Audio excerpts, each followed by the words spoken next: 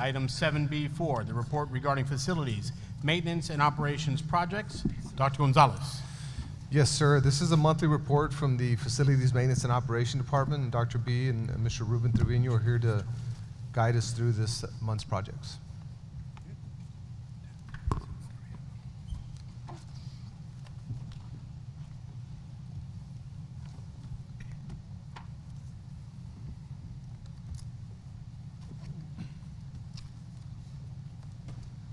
Good evening.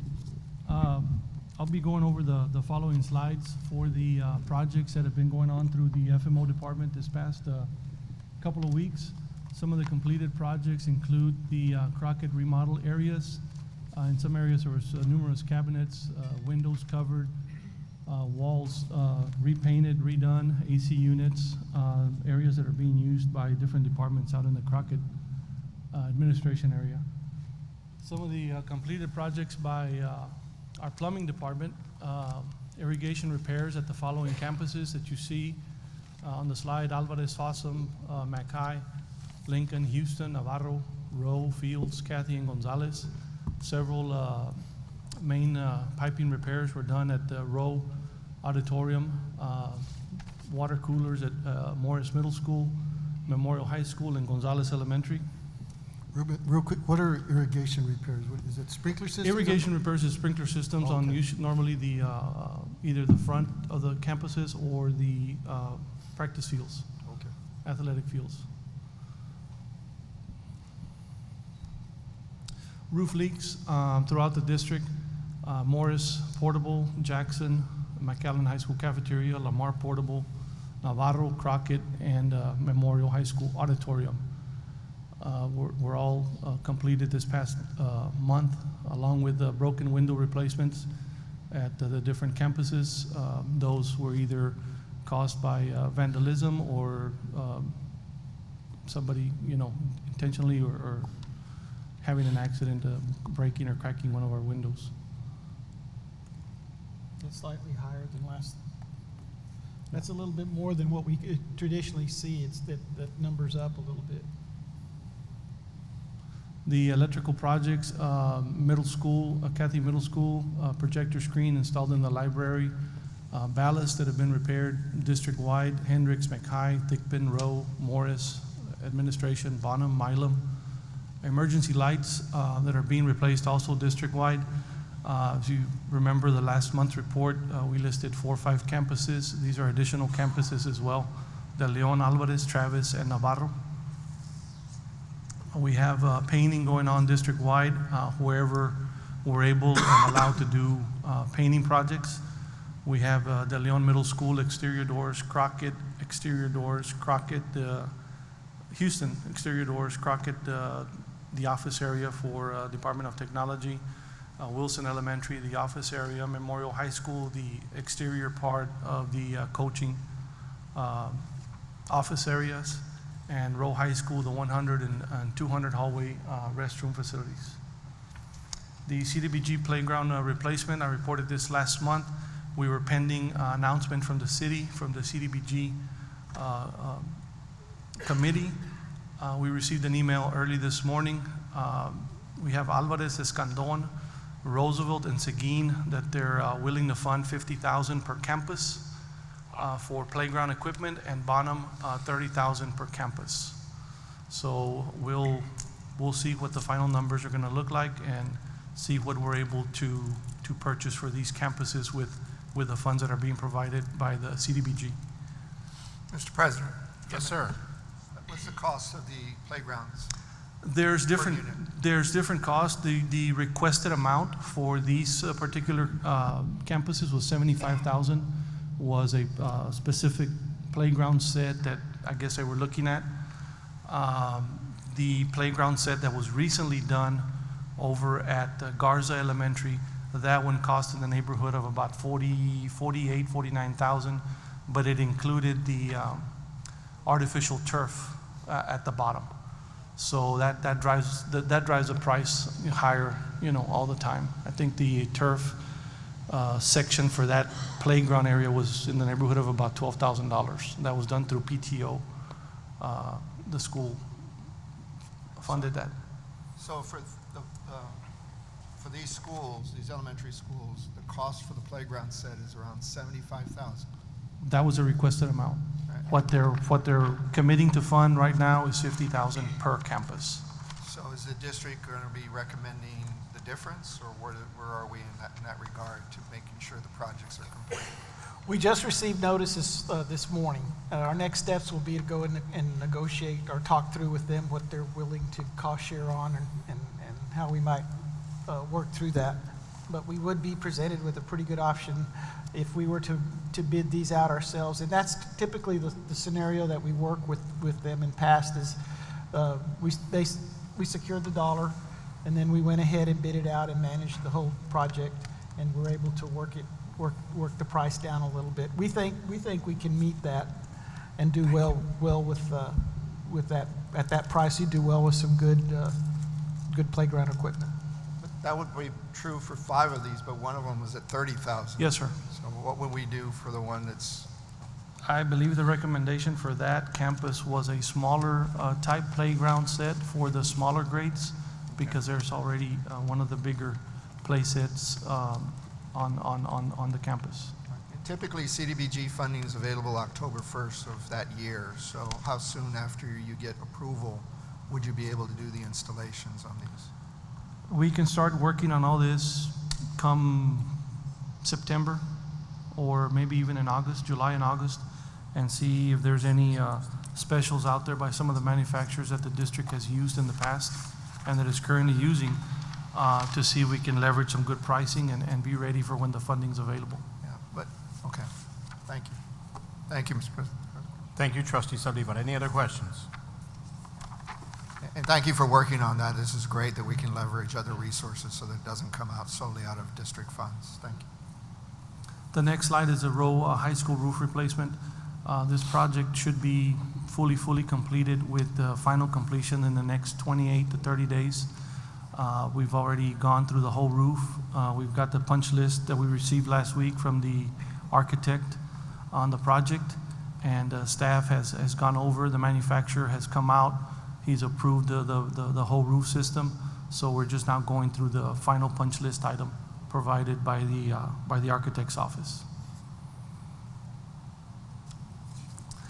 We're looking also at doing some carpet replacement now that we finished with the carpet replacements at the school classroom areas. We've completed also the administrative areas at all the schools that were on the priority lists.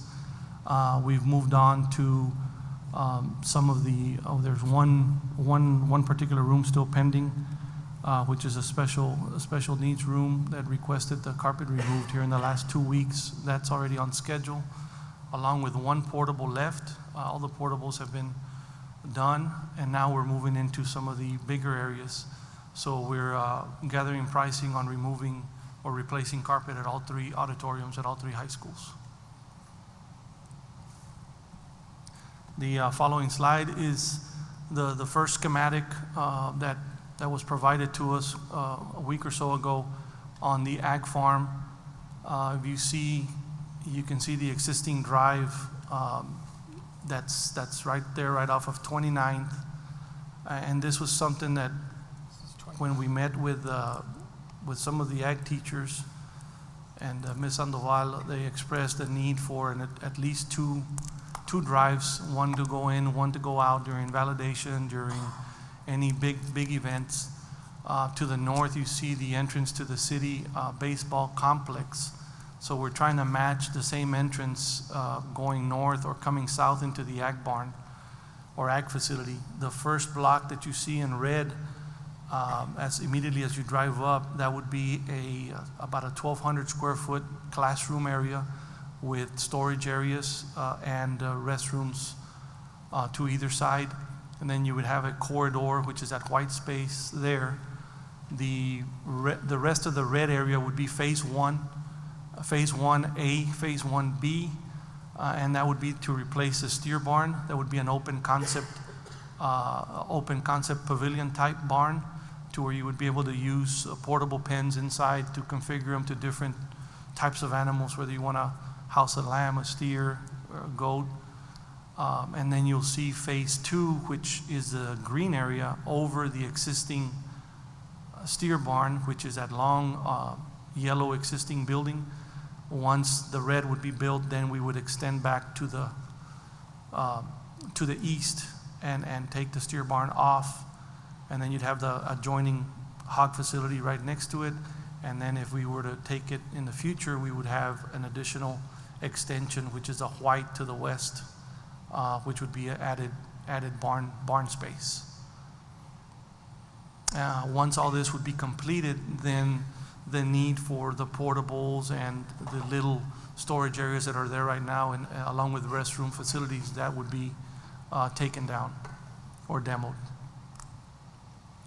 Preliminary pricing, we're still working on square footages. We're working on ballpark figures. It's gonna, depend on exactly what it is that we're gonna decide at the end for whatever phase 1 is gonna be.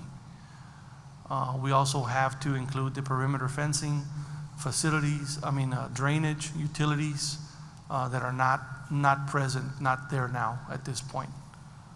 So we'll have to be connecting to the sewer lines, provide detention ponds, everything. Any questions? Quick question. Mr. Ruben, Esparza. the design on the building and the facilities there, you worked with the teachers and students, you had people. We had 2 meetings already, and they gave us what they would like to see. Okay. So that now the next meetings is to present something like this to them, so that they can give us their input. Everything is being done with the end user, getting their input and trying to see exactly what it is that they really need out there. You see where the existing steer barn is right now, and what is a problem that they run into is in the afternoon that the sun comes in there and it's just really hot on that side, while the other side is real cool. Their idea was to have it long ways like this so that you'd have access to more shade, and in the afternoons the sun would hit on this end.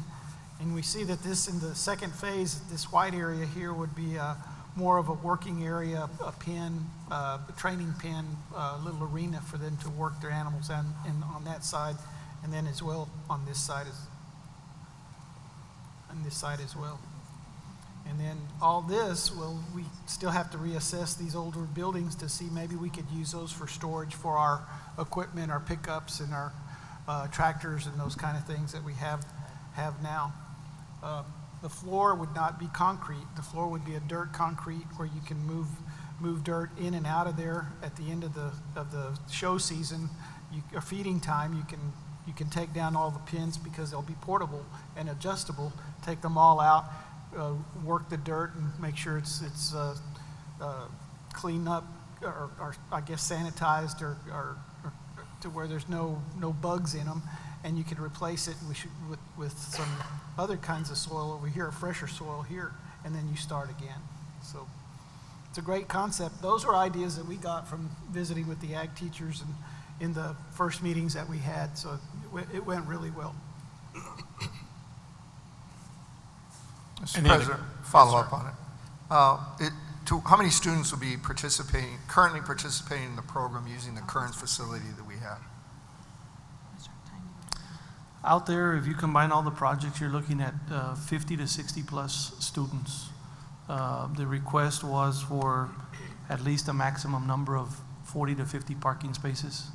But on any given moment, there could be 50, 60, 70 cars, depending on the activity that's held out there. On the north side, you see that big parking area that the baseball park is going to have.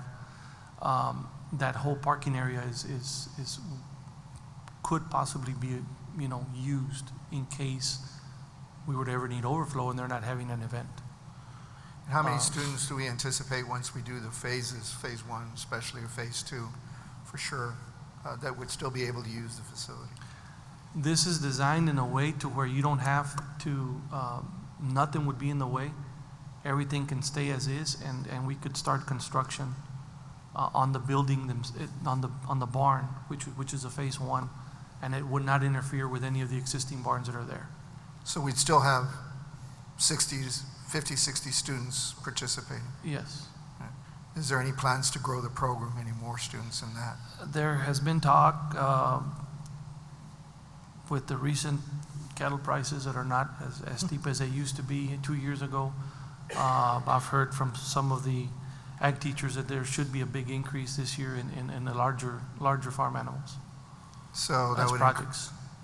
could that accommodate with either additional students or larger livestock by doing these phases from where we are today? Yes. And how much of what we're using as far as information is taken from the report from the Jacobs report? Are we using any of that information at all in this project? On the ag facility, Yes. we're just strictly going on what some of the requests have been from the ag teachers and from the CATE program, meaning on the space needed. As far as the report, well, yeah, the report says that the barns need to be replaced, eventually redone. But what was the recommendation at that time for what would be replaced, and is that being utilized, that information being utilized here? We can go back and check and report that back to you on the next update that we have on the ag farm Thank to you. see what exactly the report had. Thank you. No Thank further you, questions? trustee. Any further questions? No, sir. Thank you. The following is the CASEL report that is done by every campus on a weekly basis. This is something that was started at the beginning of the year. There you see the different items that the campus, either principal or assistant principal, will make their rounds throughout the campus and either report or submit work orders to us. The word CASEL, of course, you've got cleanliness, AC, safety, technology, lighting, and exterior. You've got the different scoring table from a 1 to a 5. When you average them all out, so far we've had 38 weeks of submissions up to date from all campuses district-wide. The average scores, if you go back, an 18 is satisfied, a 24 would be very satisfied. The average score district-wide at this point is 20.66, which is, from very, very good to very satisfied in some of the areas. And this is something that is done every week by every campus. And as far as the response rate on these, the campus has a little team that'll walk through and they'll go through and grade each of these areas. They've had several weeks, consecutive weeks, where we've had 100% completion and a very strong 95, 96% on the other one. So overall, we've done very well as far as the response rate. The campus is carrying out the CASEL scores and turning them into so we can have a clearinghouse for a good database to work from.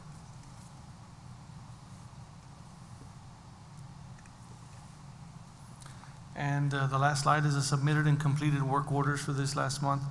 We had a total of 970 submitted, 862 completed for FMO. And that concludes my report tonight. Any questions regarding the Facilities Maintenance and Operations Projects Report? I do have a quick follow-up question. Trustee Saldivar. There was an AC unit that went out in one of the elementary schools sometime last month. As I recall, that unit had been replaced this past year. Is there a reason why that unit failed or wasn't functioning? I would have to check to see what particular unit that was, sir. Okay, this would have been in Milam Elementary School. Okay. I would have to look into that. All right, thank you. Thank you, Trustee Saldivar. Any other questions? Thank you, Mr. Trevino. Thank you, Dr. Parrera.